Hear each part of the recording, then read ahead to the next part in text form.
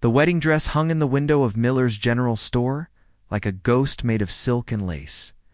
And every time Catherine Wells passed it, her heart clenched with memories she'd spent 3 years trying to forget. The dress had been meant for her, ordered from Chicago, fitted to perfection. Waiting for a ceremony that never came, she'd run from that altar. Run from the man she loved more than breathing. Because staying would have meant choosing between love and loyalty. Between her heart and her family's honor. The Civil War had torn the country apart, and it had torn her world in two as well. Now, in the autumn of 1868, the war was over, and the wounds were supposed to be healing. But some divisions ran too deep for time alone to mend. And the dress in the window was a daily reminder that some choices could never be. Undone, Catherine pulled her shawl closer against the October wind and quickened her pace past the store. She had patients to visit as the town's only trained nurse. Her services were needed by families on both sides of the old conflict. It was dangerous work in a community still split between Union and Confederate sympathizers. But it was also the only thing that gave her life meaning since she'd lost everything else. She was so focused on avoiding the dress that she almost collided with the man standing outside the barber shop. When she looked up to apologize, the words died in her throat. Daniel Morrison stood before her like a figure from a dream. 3 years older and marked by war, but still the man who'd owned her heart since they were children. His Union blue uniform had been replaced by civilian clothes. But he carried himself with the same quiet strength that had made her fall in love with him when they were barely more than children. Catherine. Her name was a whisper on his lips. 3 years of longing compressed into those syllables. Daniel, she could barely breathe around the tightness in her chest. You came back, I said I would. 3 years. 3 years since the morning of what should have been their wedding day, when Catherine had stood in her father's house, dressed in silk and lace, listening to the sound of Daniel's boots on the porch steps. 3 years since she'd heard him call her name through the door. His voice full of hope and love and the certainty that nothing could keep them apart. She'd wanted to run to him then. Wanted to throw open the door and throw herself into his arms and pretend that the world outside didn't exist. But her father's hand on her shoulder had been heavy with duty. And her brother's Confederate uniform hanging in the corner had been a stark reminder of the choice she faced. Catherine. Daniel's voice brought her back to the present, to the street corner, where they stood like strangers despite the years of love between them. Are you well? You look ... tired, she supplied, seeing her reflection in his dark eyes. 3 years of nursing wounded soldiers, of carrying secrets that could get her killed, of living with the choice she'd made, had left their mark. I am tired, Daniel. More tired than you can imagine. He stepped closer, and she caught the scent of him, leather and soap, and something uniquely Daniel that made her remember being 17 and dizzy in love. Then let me help carry whatever burden you're bearing. Let me? You can't. The words came out sharper than she'd intended, born of 3 years of protecting herself and him from the truth. Some burdens are meant to be carried alone. Daniel's jaw tightened. She saw a flash of the soldier he'd become in the set of his shoulders. Is that what you told yourself when you left me standing at the altar? That you were protecting me by breaking both our hearts? The accusation hit her like a physical blow, partly because it was true. She had told herself she was protecting him, protecting her family, protecting everyone but her own heart. Daniel, you don't understand what it was like here during the war. The things that happened. The choices people had to make, then explain it to me. His voice dropped, becoming the intimate tone she remembered from their stolen moments before the war tore everything apart. Explain why the woman who promised to love me forever ran away on our wedding morning without even saying goodbye. Catherine looked around the busy street, aware of the curious glances they were drawing. Daniel Morrison, war hero and Union officer, talking intently with Catherine Wells, the woman who'd jilted him. The gossips would have a field day. Not here, she said quietly. If you really want to know, meet me at sunset. The old oak by Miller's Creek, you remember? How could he forget? It was where they'd carved their initials as children, where he'd first kissed her, where they'd planned their future under a canopy of stars. I'll be there. He said. Catherine spent the rest of the day trying to focus on her patients. But her mind kept drifting to the conversation she would have with Daniel. How could she explain 3 years of choices without revealing secrets that weren't hers to tell? How could she make him understand that leaving him had been the hardest thing she'd ever done? Her last patient of the day was Mrs. Garrett, an elderly woman whose son had died at Gettysburg, fighting for the Confederacy. The old woman had never fully recovered from the loss, and Catherine visited twice a week to check on her health and provide what comfort she could. "You look troubled, child," Mrs. Garrett observed as Catherine checked her pulse. "More troubled than usual? It's nothing, Mrs. Garrett. Just a long day. It wouldn't have anything to do with that young Morrison boy being back in town, would it?" Catherine's hand stilled. Sometimes she forgot how little escaped the notice of the town's older residents, how they seemed to know everything that happened within the city limits. "People are talking already?" Catherine asked. "People have been talking about you two for 3 years, honey. They talk about why you ran, why he went to war so angry, why neither of you ever married anyone else." Mrs. Garrett's faded eyes were kind but knowing. "What they don't talk about is what really happened in those dark months before your wedding was supposed to take place." Catherine felt her blood run cold. "Mrs. Garrett, I don't know what you mean, child. I'm old, not stupid. I know you were nursing Confederate soldiers in secret. I know your brother Thomas was part of that underground network helping wounded rebels get home. And I know Daniel Morrison would have turned you all in if he'd found out, because duty meant more to him than anything else in those days. The truth hung between them like a confession." Catherine sank into the chair beside Mrs. Garrett's bed. "The weight of 3 years of secrecy suddenly too much to bear alone. How did you know?" she whispered. "Because I was part of it too, honey." "Who do you think provided the medical supplies? Who do you think kept watch while you stitched up boys who should have been in Union prisoner camps?" Mrs. Garrett patted Catherine's hand with surprising strength. "We did what we had to do. All of us. But Daniel was a good soldier who followed orders and believed in the cause he was fighting for. But he was also a man in love who would have faced an impossible choice if he'd known what you were doing." Mrs. Garrett's voice was gentle but firm. "You saved him from that choice, Catherine. You saved all of us by breaking his heart, by breaking my own, by sacrificing your happiness for something bigger than yourself. That's what love sometimes demands, child. Not the pretty, easy kind of love they write about in books, but the hard kind that requires you to give up everything for the good of others." Catherine felt tears slip down her cheeks for the first time in months. "But the war's over now. The network is dissolved. The wounded have all gone home. Or, ... double quotes. She couldn't finish the sentence. Too many hadn't made it home at all. Yes, the war's over. Which means maybe it's time to stop punishing yourself for doing what needed to be done." Daniel was waiting by the creek when Catherine arrived. Sitting on the fallen log where they'd spent countless hours as children, the setting sun painted everything gold in the water. The autumn leaves his face as he looked up at her approach. For a moment, they were 18 again, and the war was just something that happened in distant places to other people. "You came," he said, standing as she approached. "I said I would." She settled beside him on the log, careful to leave space between them. Being too close would make this harder than it already was. They sat in silence for a moment, listening to the creek babble over stones and the distant sound of cattle lowing in the evening fields. It was peaceful here, away from the town and its gossip, away from the reminders of all they'd lost. "I wrote you letters," Daniel said finally. "Dozens of them. I never sent them, but I wrote them anyway. Letters full of questions I couldn't answer, anger I couldn't let go of, love I couldn't stop feeling." Catherine's throat tightened. "Daniel, I need to know why, Catherine. I've carried the questions for 3 years, and they're eating me alive. Why did you run? What changed between the night before our wedding, when you told me you couldn't wait to be my wife, and the morning when you disappeared without a word?" She took a deep breath, knowing that once she started this story, there would be no going back. "Do you remember the Hartley boy? Tom Hartley, who used to work at your father's mill?" Daniel frowned. "The one who enlisted with the Confederate cavalry? What does he have to do with anything?"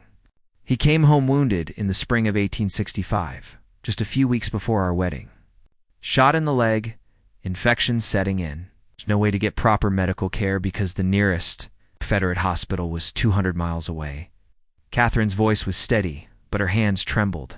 His mother came to me, begged me to help. Said he'd die if someone didn't treat the wound properly. Understanding began to dawn in Daniel's eyes, followed quickly by something that might have been betrayal. You helped him, he said quietly. I saved his life. And then I saved 6 others. Confederate soldiers who'd made it home wounded, who would have died without medical care. Boys, Daniel. Some of them barely 17 years old. Daniel stood abruptly, pacing to the edge of the creek. You were nursing enemy soldiers. While I was fighting to preserve the Union, I was saving lives. Catherine's voice rose with 3 years of suppressed emotion. I was doing what I trained to do, what God called me to do. I couldn't let boys die just because they wore gray instead of blue. Those boys in gray were shooting at boys in blue. They were trying to destroy everything I believed in, everything I was willing to die for. And you think I didn't know that? Catherine was on her feet now, facing him across the small space that suddenly felt like a battlefield.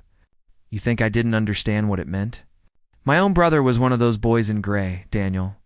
Thomas was fighting against everything you stood for. I loved you both. The admission hung between them like a confession. Daniel turned back to her, his face cycling through emotions she couldn't quite read. Thomas, he said finally. Your brother Thomas, who died at Antietam. Who died fighting for the Confederacy. Yes, the brother you mourned with me. The brother whose funeral you attended. The brother whose death nearly destroyed our family. Catherine's voice broke slightly. He was part of the network, Daniel. He helped organize safe passage for wounded Confederate soldiers, helped them get medical care and safe transport home. And I was the one who provided that care. Daniel sank back onto the log as if his legs wouldn't hold him anymore. That's why you left. You thought if I found out, I'd turn you in. I knew you'd turn us in. Not out of malice, but out of duty. Because you were a good soldier who followed orders and believed in the cause, Catherine sat beside him again, close enough to see the pain in his eyes. And you'd have been right to do it. What we were doing was treason, technically. We were aiding the enemy, harboring fugitives, providing material support to the rebellion. So you chose to protect your brother and those soldiers over choosing me. I chose to protect you from having to choose between love and duty. I chose to sacrifice our happiness rather than force you to compromise everything you believed in. Daniel stared out at the creek, processing revelations that changed everything he'd believed about their separation. For 3 years, he'd nursed his wounded pride, had told himself that Catherine simply hadn't loved him enough to marry him. Learning that she'd loved him too much to put him in an impossible position was somehow harder to bear. You should have trusted me, he said finally. You should have told me the truth and let me make my own choice. What choice? Catherine's voice was gentle but firm. You were an officer in the Union Army, Daniel. You'd taken an oath. If you'd helped us, you'd have been guilty of treason. If you'd turned us in, you'd have been responsible for the deaths of wounded boys and the imprisonment of your own future wife and brother-in-law. So, you decided for me. I decided to carry the burden alone rather than destroy both our lives. She turned to face him fully. And it did destroy my life, Daniel. Do you think it was easy? Do you think I didn't spend every night for 3 years wondering if I'd made the right choice? He saw the truth of it in her face, the lines around her eyes, the way she held herself, as if expecting another blow, the careful distance she maintained even now. She'd paid a price for her choice, and she'd paid it alone. How many? He asked quietly. How many what? How many soldiers did you save? Catherine was quiet for a moment, remembering faces and names and stories of boys who'd made it home because of the risks she and others had taken. 43.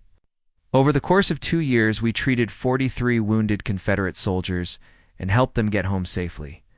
And now? Are they all? Do they all know what you sacrificed for them? Most of them never knew my name. That was the point, to save lives without creating connections that could be traced. She smiled sadly. Though I do get letters sometimes. Tom Hartley writes twice a year to tell me about his children. There's a boy in Georgia who named his daughter Catherine. Small things that make the choice feel worthwhile. Daniel absorbed this, trying to reconcile the woman he'd thought he knew with this secret network of mercy she'd been part of. And your father? Did he know? Papa knew. He didn't approve, but he knew. He said if I was determined to risk everything for enemy soldiers, he'd rather I do it with his knowledge than without his protection. Her voice softened. He died thinking I'd chosen duty over love. It broke his heart, but he was proud of me too. Catherine. Daniel's voice was rough with emotion. All this time I thought you just decided you didn't want to marry me after all. How could you think that? After everything we'd been to each other? Because it was easier than thinking you might be dead. When you disappeared that morning, I didn't know if you'd run away or if something had happened to you. I spent weeks searching, asking questions. Following every lead, he turned to look at her, his eyes bright with unshed tears. Do you have any idea what those weeks were like? Not knowing if the woman I loved was alive or dead? Catherine felt her own eyes fill. She'd thought only of protecting him, of sparing him an impossible choice. She hadn't considered how her disappearance would affect him. How not knowing would be worse than any truth she could have told him. I'm sorry, she whispered. Daniel, I'm so sorry. I thought I was protecting you, but I see now that I was just protecting myself from having to watch you choose duty over love. You're right about one thing, he said after a long moment. I would have turned you in. Not because I wanted to, but because I'd have had no choice. The oath I took, the uniform I wore, they meant everything to me then. The admission hung between them like a wall. Catherine nodded, her heart breaking all over again. I know. That's why I left. But Catherine, Daniel continued, reaching for her hand despite everything, I want you to know that losing you was worse than any compromise to my honor could have been. Spending 3 years wondering what I'd done wrong, what I could have said or done differently that was worse than facing an impossible choice would have been. Chapter 5. When the past meets the present, they talked until the stars came out, sharing 3 years of separate pain and loneliness. Daniel told her about the battles he'd fought, the men he'd lost, the way the war had changed him from an idealistic young officer into a man who understood that honor sometimes came at too high a price. Catherine told him about the soldiers she'd saved, the network of brave women who'd risked everything for the boys on both sides, the weight of carrying secrets that could have destroyed everyone she loved. What happens now? Daniel asked as they finally prepared to leave the creek. Now that the truth is between us, Catherine looked at him in the starlight, this man she'd loved since childhood, this man she'd sacrificed everything to protect. I don't know. The war is over. The secrets don't matter anymore. But the choice I made still stands between us like a wall. Does it have to? The question hung in the cool night air. Catherine wanted to say no, wanted to believe they could simply pick up where they'd left off. That love could erase 3 years of separation and pain. But she'd learned that life was more complicated than fairy tales. We're different people now, Daniel. The war changed us both. I'm not the girl who was supposed to marry you 3 years ago, and you're not the boy who was going to marry her. No, he agreed. But maybe that's not a bad thing. Maybe we're better people now. Maybe we understand things we didn't understand then about love and sacrifice and what really matters. Before Catherine could respond, the sound of approaching hoofbeats interrupted them. They turned to see a rider approaching fast, and even in the darkness, Catherine recognized the urgency in the horse's gait. Miss Wells. The voice belonged to young Billy Henderson, who worked at the telegraph office. Miss Wells, you need to come quick. There's been an accident at the Morrison mill. Daniel was moving before Billy finished speaking, his face pale in the starlight. What kind of accident? Is anyone hurt? Yes, sir, Mr. Morrison. Your father there was an explosion in the grain mill. He's hurt real bad, and Doc Peterson says we need the best medical help we can get. Catherine was already gathering her skirts, her mind shifting automatically into the clinical focus that had served her through 3 years of treating desperate cases. Billy, ride ahead and tell Doc Peterson, I'm coming. Tell him to prepare for surgery and to get as much clean water and laudanum as he can find. Catherine. You don't have to, Daniel started. Yes, I do, she said firmly. He's your father, Daniel, and I'm the best trained nurse in this territory. If he has a chance, I'm his best hope. Hashash Chapter 6. In Life and Death, the Morrison Mill was a scene of controlled chaos when they arrived. The explosion had occurred in the grain storage area, sending a cloud of flour dust into the air that had ignited like gunpowder. James Morrison, Daniel's father, had been caught in the blast and was unconscious with severe burns and what appeared to be broken ribs. Catherine moved through the scene with the efficiency she'd learned during the war, assessing the patient while Daniel and Doc Peterson looked on. James Morrison was unconscious, his breathing shallow and labored, his pulse weak but steady. We need to get him to Doc Peterson's surgery immediately, she said, taking charge with the authority of someone who dealt with life and death situations countless times, and we need every clean sheet and bandage in town. The burns are extensive. They're not the immediate concern. Worried about internal injuries from the blast. For the next 6 hours, Catherine worked alongside Doc Peterson to save James Morrison's life. She cleaned and dressed burns, monitored his breathing, administered careful doses of laudanum for pain, and used every skill she'd learned nursing wounded soldiers to keep him stable. Daniel stayed throughout the night, watching the woman he'd once planned to marry work with steady hands and unwavering focus to save his father's life. He saw in her the same compassion that had driven her to risk everything for wounded Confederate soldiers, the same skill that had saved 43 lives during the war as dawn broke over the town. James Morrison's eyes fluttered open, focusing slowly on his son's face. Daniel. The word was barely a whisper. I'm here, Papa. You're going to be all right. Catherine and Doc Peterson, they saved your life. James's eyes moved to Catherine, who was checking his pulse with gentle efficiency. Catherine Wells, he said softly. I remember you. You were supposed to marry my boy? Yes, sir. But that was a long time ago. Not so long. James's voice was getting stronger as the laudanum wore off. Daniel never stopped talking about you. Never stopped wondering why you left. Catherine glanced at Daniel, seeing the question in his eyes. Did his father know the truth now? Did it matter anymore? Papa, you need to rest, Daniel said. We can talk about everything later.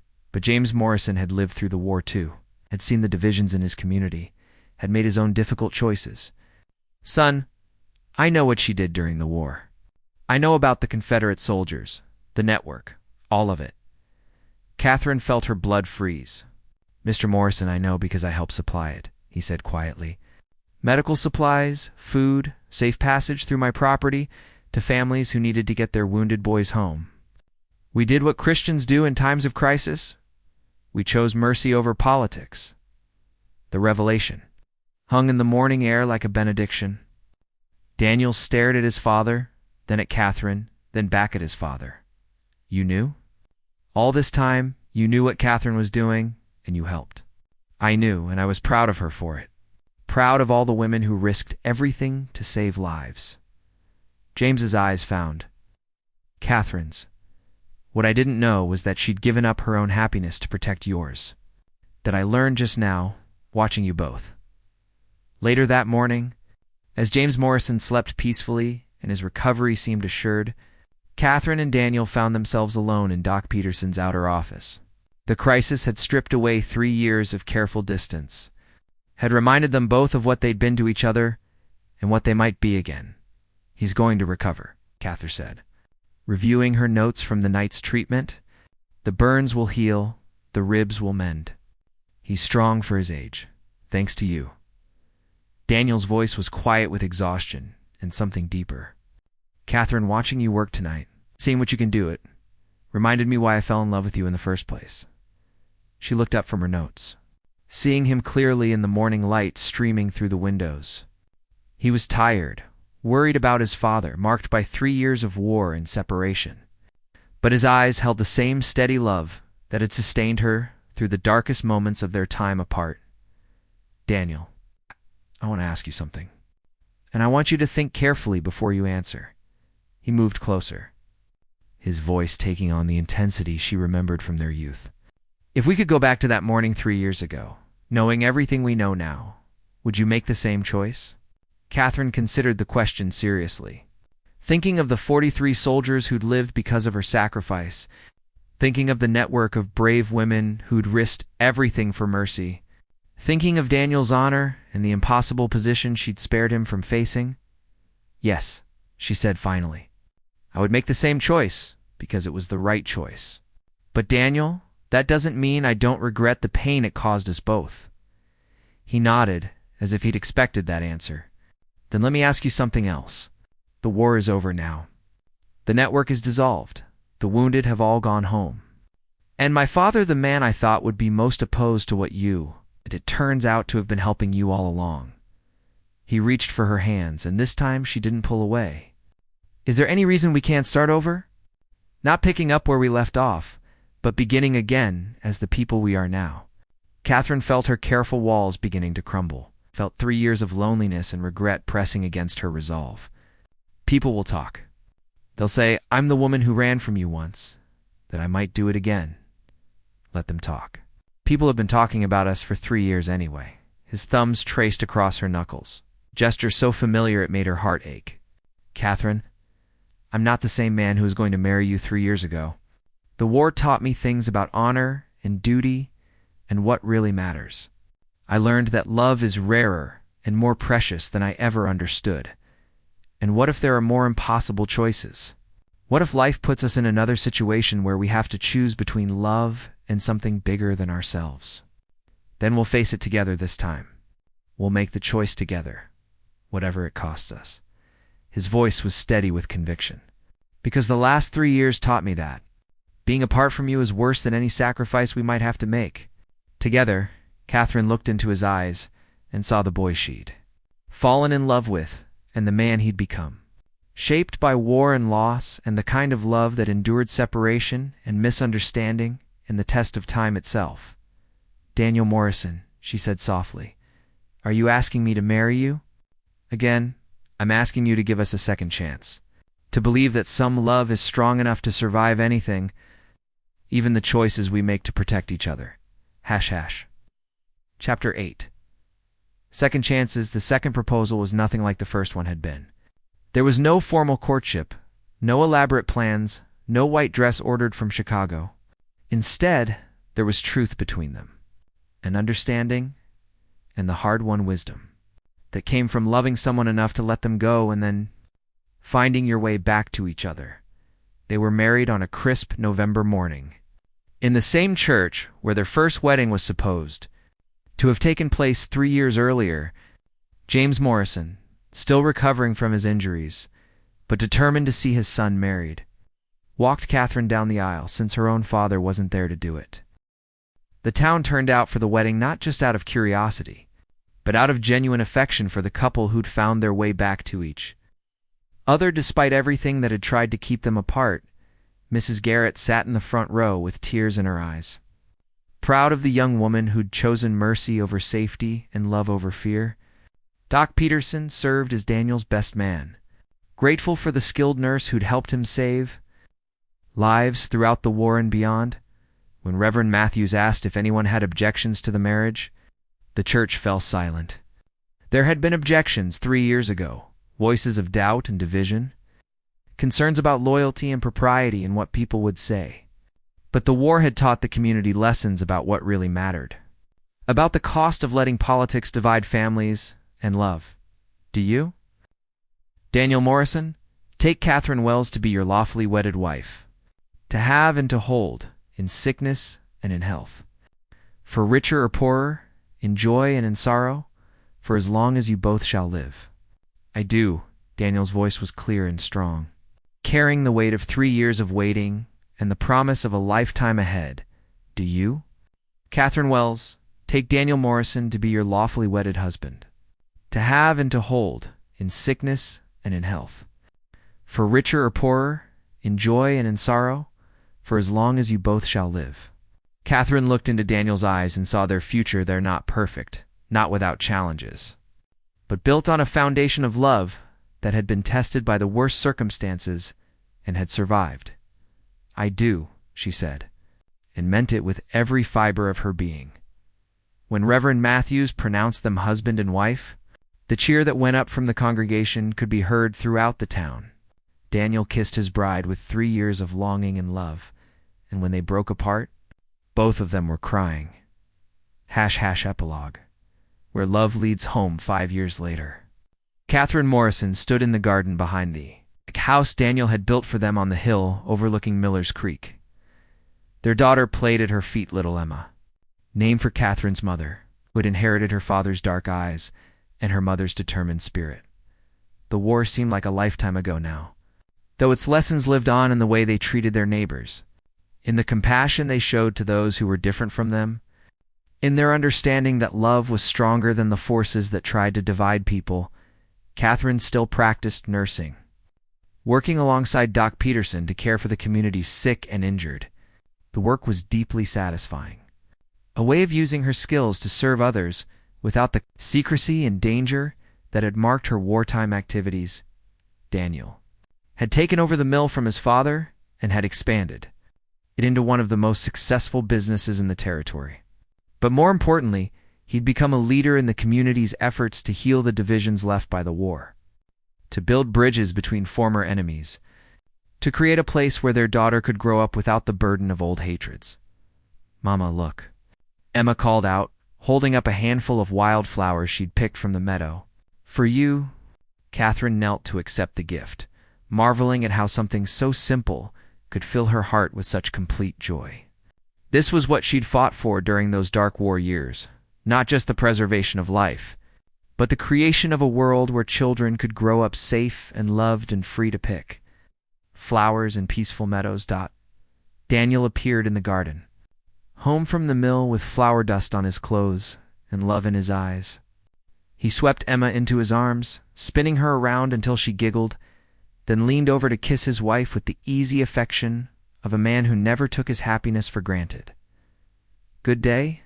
Catherine asked, settling against his side as they watched their daughter chase butterflies through the garden. "Every day with you is a good day," he replied, the same answer he'd given her every evening for 5 years of marriage. Above them, the Montana sky stretched endless and free, painted in the colors of sunset. Somewhere in the distance, a church bell rang the hour, and the sound carried across the peaceful valley like a promise that some things, love, faith, the hope for tomorrow, were worth any sacrifice required to preserve. Then Catherine Morrison had learned that love sometimes demanded impossible choices, that doing the right thing could cost everything you held dear. But she'd also learned that the strongest love could survive anything: separation, misunderstanding, even the kind of sacrifice that seemed like betrayal to those who didn't understand its true meaning. In the end, that was enough.